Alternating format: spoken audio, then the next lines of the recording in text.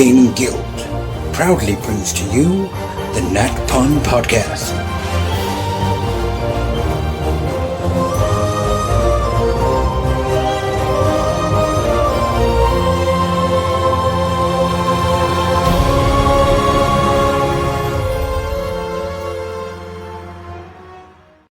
Hi everybody, welcome back to the Nat-Pun podcast. My name is Ash and I will be your lead presenter for today's episode and your only presenter for today's episode. We did previously say that there'd be no episodes of the Nat-Pun podcast released in April because of scheduling issues with myself, John, Andy and Bertie. However, one of our trustees, our newest, shiniest trustee, Chris, came up with this fantastic idea for some lore episodes. Where I can spend some time lore dumping from my brain into the Nat-Pun podcast and telling you a little bit more about our world of the All Havens. I thought it was a fantastic idea. Anyone who's spent any time with me will know there is so much lore about our world inside my mind that it would be great for me to unload some of that so that you can enjoy a little bit more depth about the All Havens, what it's all about, and learn a little bit more about our world. So that's what these episodes are going to be. These are our Loremaster episodes where we will take a deeper dive into some different aspects of the All Havens. This means that when you're listening to the Nat-Pun podcast, The Adventures of G, Adonis and Vesper, you're going to know a little bit more about the world. Maybe if you come along to some of our events, you're going to know a little bit more about the world that you're playing in and some of the people, characters and places that you might see on your travels. So I'm quite looking forward to this. I'm quite excited. I am on my own, so this is going to be an episode purely of me just speaking. So if you don't like my voice, unfortunately, you're going to hear a lot of it this episode. And perhaps we'll bring some guests on to Loremasters. Who knows? We'll see what happens. We'll see how you guys react to this. We'll see if you like the episodes or not. But what I would like you to do is make sure you jump over onto the Discord server. Go down to the Nat-Pun chat and let me know what you want to hear about in Loremasters. We can cover any topic in the world, anything at all, nothing's off limits. And I can give you some more information, some more depth into our world, which you, our listeners, our players, have all helped to develop over the past 5 years or so. So, I was thinking about what we start with in our very first episode of Loremasters, and I think we start from the top of the tree. I think we need to start with the gods. If we start looking at our gods, then we can kind of work our way backwards, and we'll talk about how the world was made in a different episode, and we can talk about all that good stuff as well. And then those big world-changing events we're going to cover too. And those are going to be your Loremaster episodes for the month of April. If you really, really, really like Loremaster episodes, then maybe we'll do some Patreon exclusive ones. And if you want to see or be ready for that when they hit, head over to patreon.com/CharityDND. Make sure you subscribe to Patreon tiers and come and support us at Charity Gaming Guild. It's really, really important that we're able to support the fantastic charities that we do support each year. And our members, our Patreons, are the absolute lifeblood of what we do.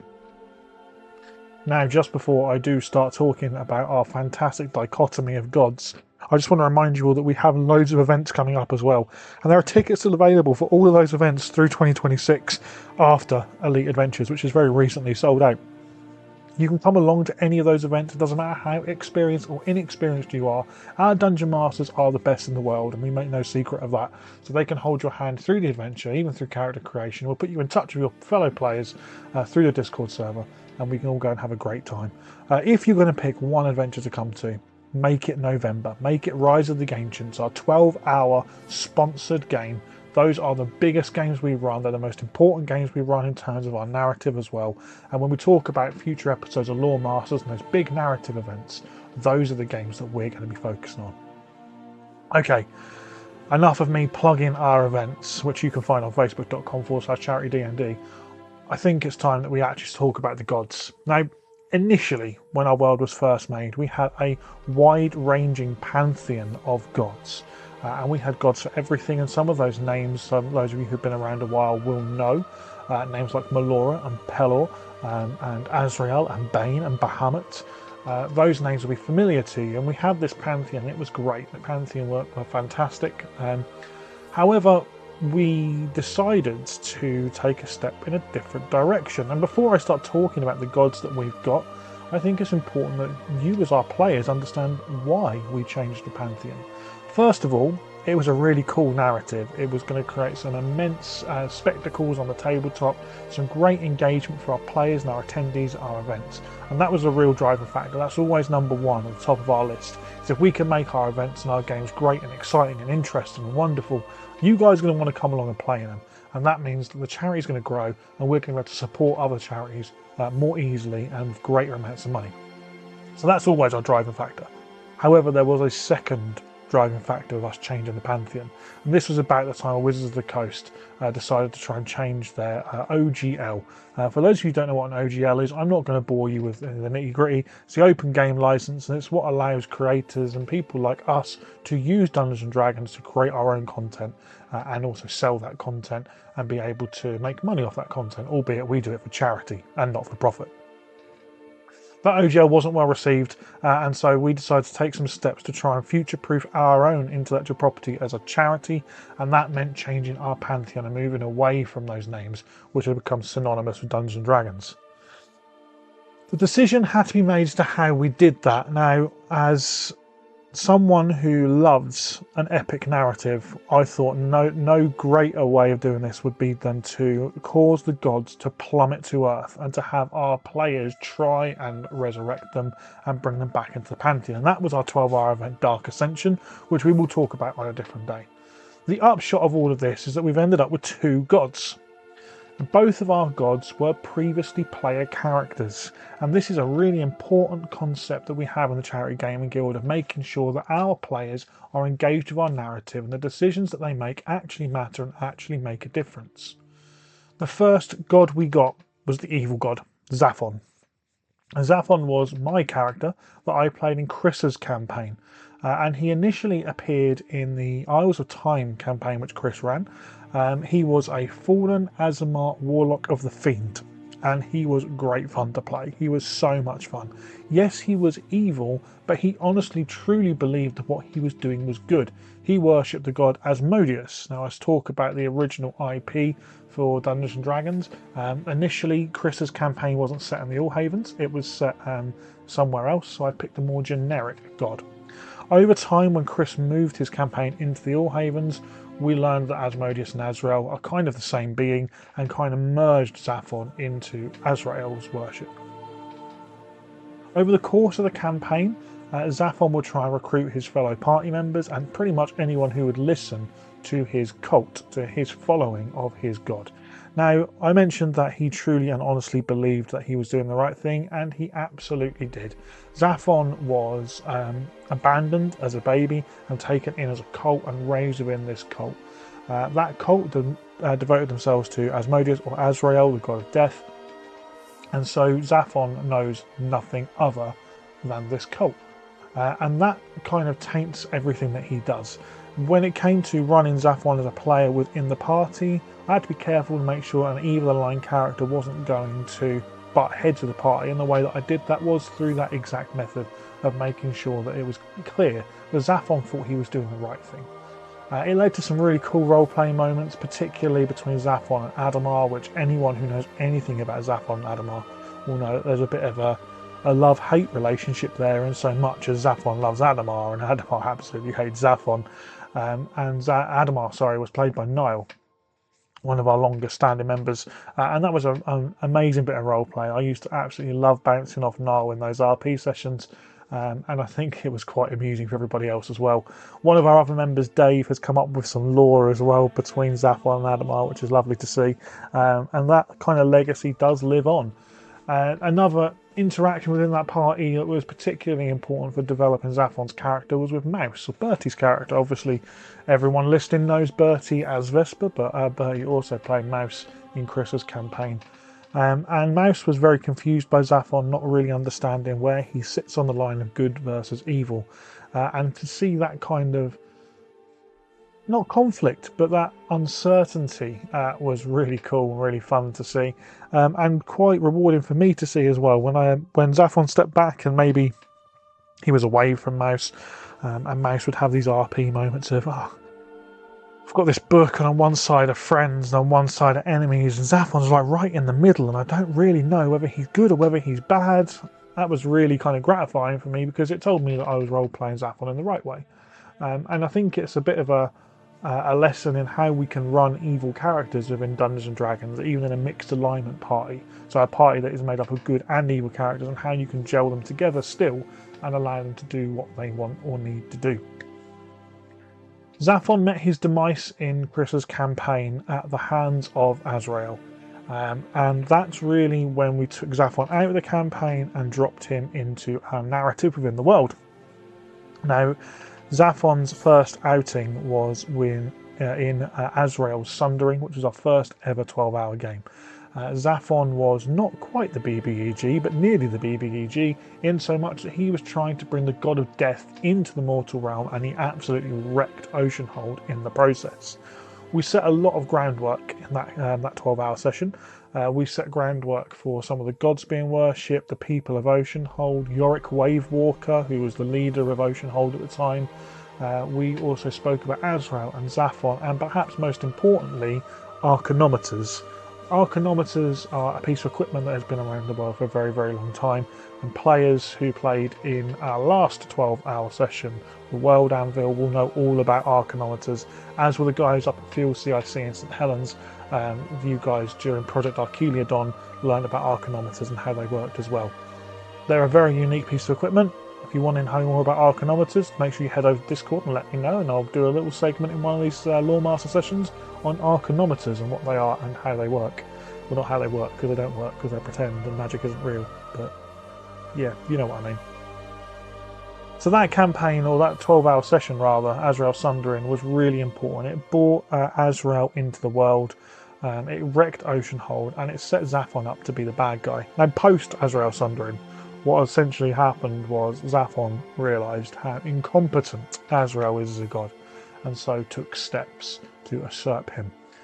In between Azrael Sundering and Dark Ascension, there were a number of years where Xaphon was getting his ducks in a row with a view to cause the Pantheon to descend, and that happened at Xaphon's hands. Xaphon removed the Pantheon from the Celestial Realm and from the Hells, and sent them plummeting to the material plane. That allowed Xaphon to take his place in Hell. Now, the three gods that we had in Hell previously were Azrael, Bane, and Veron. Azrael we've already heard about, god of death. Bane, the god of war, and Veron, the god of lies. Those are our gods, so if they are slightly different to the official pantheon, which I can never really remember, then that's the reason why. Within the All Havens Hell, there was still a blood war raging between devils and demons. Azrael was in charge of all of the devils, and Bane was in charge of all of the demons. But with Xaphon coming along, he's been able to end the blood war. He's been able to put devils and demons on the same side, mostly. He's not managed to do it entirely successfully, which is probably why we've not had a massive uprising from Hell, but he has managed to end the blood war for the most part and unite the realms of Hell. That's a problem. That's a very big problem for the material realm, because when Xaphon decides to push up and try and invade, it's going to be a big, big fight. Devils and demons united standing side by side is going to cause a lot of issues for the material realm, and somehow the material realm is going to have to come together to defeat him. Xaphon's no fool. He knows that. He knows that if the whole world unites, they probably could force back the denizens of Hell. So that's why he's spending some time trying to fracture the world. That's why Xaphon has had some input in the World Anvil. That's why we've seen the world be smashed apart and smashed to pieces. It's all through Xaphon's influence. He's setting himself up for something epic. Something really, really big. I'm not going to give you any more than that on kind of Xaphon's plans, because I don't want to spoil what's coming up in the next sort of few years or so, but it's definitely worth playing our games and trying to put the pieces of the puzzle together. One of the things that we always do is draw a narrative thread through everything, and this is no different. What I will give you a bit more about is Xaphon's kind of creation, so what he looks like and how he was played as a player character. Might give you some idea as to how he might be if and when you come across him during the course of your games and campaigns. As I already said, Xaphon was my character, Warlock, Fallen Azamar of the Fiend, for Chris's initially Isles of Time campaign. I wrote Xaphon in an evening and was immediately really, really happy with him. Kind of fell in love with the idea of this character that would push out and become really evangelistic and try and recruit people to his cult. And one of the very first things I did was actually research Asmodeus. Having created the All Havens and running the All Havens almost exclusively, I didn't have much of a background in the official Faerun pantheon or anything like that. And so what I did was research Asmodeus and wrote 6 full A4 sides of notes on Asmodeus. And that came from all sorts of sources. It came from official Wizards of the Coast material, it came from wikis, it came from forums. It didn't really matter how lore accurate it was. And that's one of the things I love about this game, especially in our world, is we can make the lore be whatever we want the lore to be. And that was definitely the case of Asmodeus. I had all of these notes, and I wish I still had them somewhere. I probably still do. Maybe one day I'll dig them out and post them so you can read them. But my idea was basically, as soon as someone engages Xaphon, to just unleash this torrent of information about Asmodeus. And that would be the introduction that Xaphon had to the party. I will never forget the introduction. It was in a tavern, and the party came across Xaphon. Chris was the DM, and someone engaged Xaphon. I can't remember who it was. Someone spoke to Xaphon, and I just started literally going through the notes, line by line, in Xaphon's very obvious voice that everyone knows who's heard Xaphon speak. I'm not going to do it here. You're going to have to ask me to do it in person if you want me to do it in person. Although, to be fair, Chris does a pretty good Xaphon as well. And I just kept going and going and going. And I'm going through these notes. I'm thinking in a minute someone's going to stop me, but nobody did. It ended up being Chris that stopped me. And after the game he said, I had to stop you because I don't think anybody else would have. And it was quite funny just to see like this kind of tirade of information going to the party. But it was a great introduction, and it set Xaphon's character, and immediately the rest of the party knew exactly what he was all about, and they knew what I was going to be trying to do, and it worked. It was fun, it was interesting. And throughout the campaign, Xaphon had a book, and he was getting people to sign the book and signing people up to his religion, his cult, which he believed was the best thing ever in the world. In terms of what Xaphon looked like, when I create characters, I like to find a piece of reference artwork, and I tend to do that before I even write the character, because it gives me a flavour, it gives me something to work towards. It's just how I like doing it. It's not necessarily the right or only way to do it. And I found this artwork of this warlock, kind of in the throes of casting a magic spell. He had energy in his hands, and his hair was kind of a little bit sort of swirling in this magical energy. And immediately I saw it and thought, yeah, that's him, that's Xaphon. So I took that image and I used that to springboard into Xaphon himself. So Xaphon looked like a normal human. He had shoulder length, dark coloured hair and a neat trimmed beard. The only thing that was slightly different about Xaphon was he did have one blue eye and one red eye. And that kind of was what demarked him as not human and also of a warlock kind of nature. As time progressed in the campaign, other things did happen to Xaphon too. In a game that I think it was Tilly, which was Aya's character, ran with like a knife. Xaphon messed up and cut his own finger off. So he now also has this metal finger. So some of you might have come across in games a metal finger, which is a link back to Xaphon as well. And that was just another thing that kind of built his character a little bit. In terms of actual mechanical gameplay, being a warlock, you have very, very few spell slots. And what I used to do a lot with Xaphon was summon demons, so Balguras and Vrox being his 2 favourites. And we had some funny moments with those as well. I remember falling from the sky and Adamar using spells like Dimension Door to try and get down, and Xaphon just summoned a Vrock, which did land him safely, and then he lost control of it and had to fight it. So it was an interesting dynamic with Xaphon. He never really knew what was going to happen. But it was good fun, and that was the most important thing for me, because I really enjoyed playing Xaphon as a player character. Making NPCs in our world and creating them from player characters is something that we've done a lot, but Xaphon was the first one we tried that with, and we trialed it with Xaphon because obviously he was my character, so I knew that we could just give him up and do that, and luckily it's worked. And anyone who's come across Xaphon in any of our games will know how chaotic and mad he can truly be, and also how twisted and evil he can be as well. And that's interesting because when he was made as a character, he was never made to be evil. But actually what has shaped Xaphon is his complete loss of faith in Asmodeus, but also his treatment by other people has kind of shaped him into this being that's kind of not twisted and bitter and evil, but evil and chaotic. And that's what Xaphon is like if you find him in game. He will always be there to try and mess with you and try and mess your day up a little bit. There'll always be a contract or a deal or something like that, which is very devilish of him. But that is the way that he works. The other thing with Xaphon that you quite often come across are boxes of blue powder. Some of you will have come across those in your games as well, and to work out where they come from, we have to look back at Azrael Sunder, and again, our 12-hour sponsored game. When Xaphon disappeared, he left behind a pile of blue powder. That blue powder has been gathered up and stored, and over time has kind of been split off and lost and traded and all other kinds of things as well. So beware of any blue powder that you find in our games, because it's likely to be the essence of Xaphon. People thought initially that that was Xaphon himself, that his form had disintegrated, but it isn't. It's just his essence, and it is incredibly dangerous stuff. It's very potent stuff as well, and Xaphon will travel the world trying to find his blue powder to bring it back together to kind of restore more of his power. The more of that powder he has, the more powerful Xaphon becomes. So, in a nutshell, that's Xaphon. That is our evil god residing in hell. And of course, his opposite number is the one and only Targwyn. Now, I can't talk in as much detail about Targwyn as I can about Xaphon, but I can tell you how Targwyn came to be and what's happened in the short time that Targwyn has been god. Targwyn was Kerry's character from the Dark Ascension game. And while our players thought they were going to be trying to reascend the gods, that wasn't necessarily the case. What we were really looking for was a player to turn into God, and that's what we did with Kerry's character. Kerry played a character called Chloe Targwyn, who was a New Yorker through and through.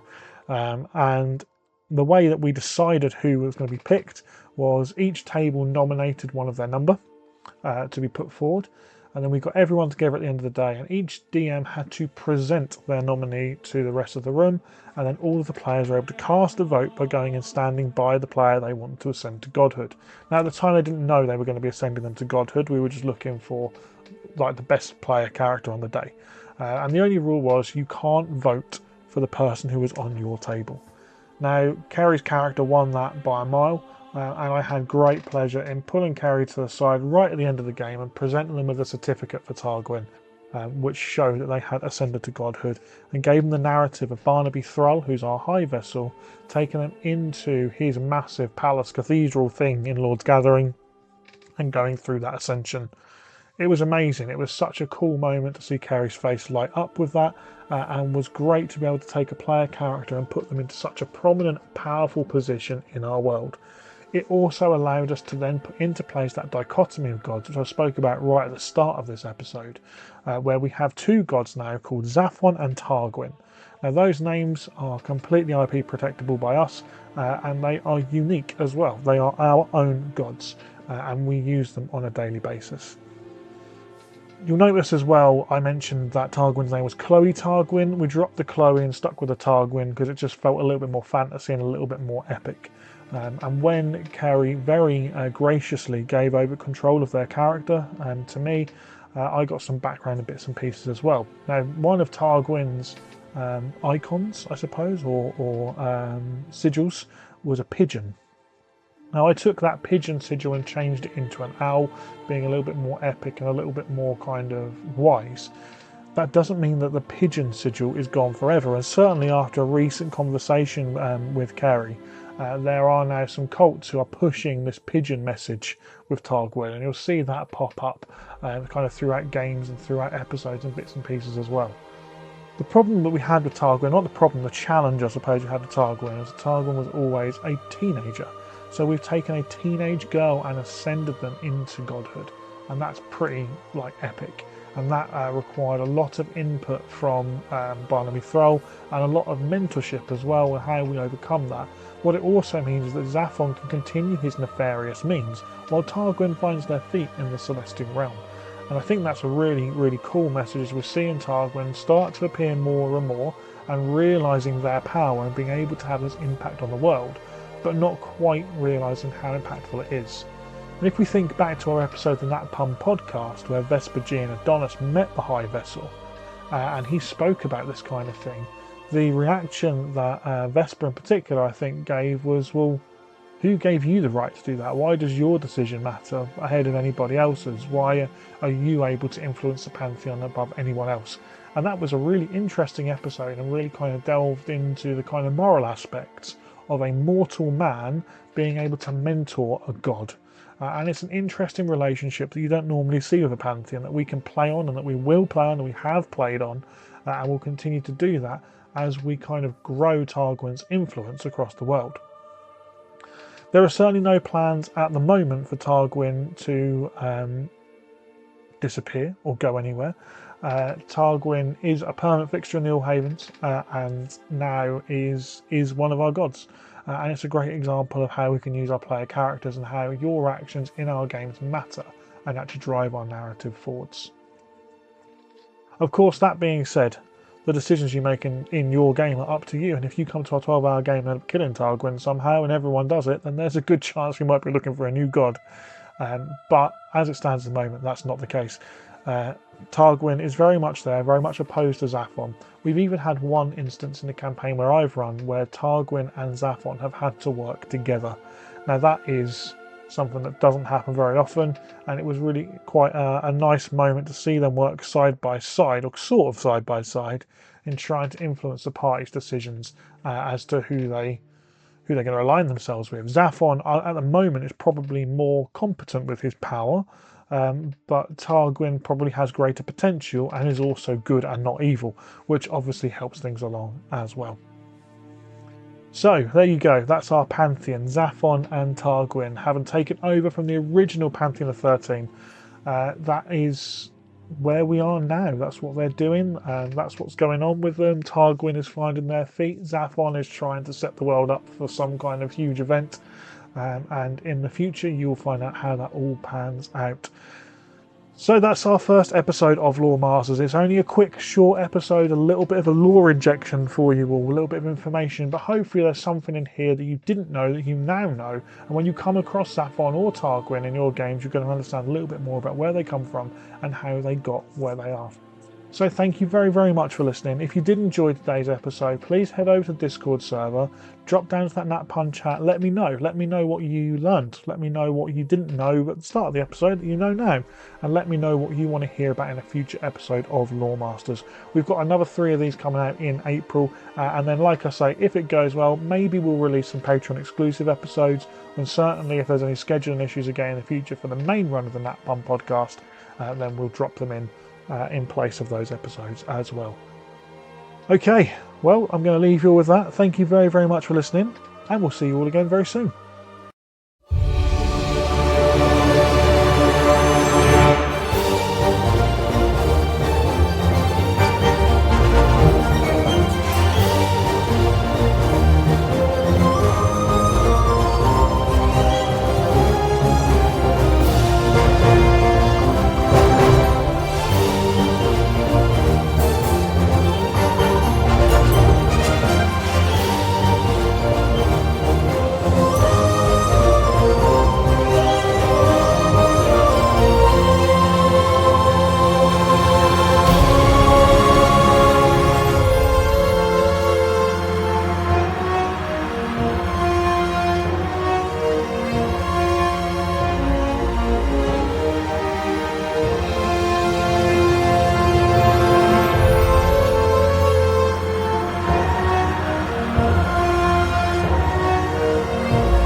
And of course, it's time now to shout out our Patreon members. We have our Ruby members, Niall R, Laura D, Claire C, Pole C, Rebecca M, Alberta S and Joshua M. Our Sapphire members, Gary S, Dave R, Kylie T, and our Emerald member, Stuart P. The Diamond Group, Ash, Bertie, John, Andy, Dave F, Martin M, Chris L and Zeke W. And Obsidian, we had Ant.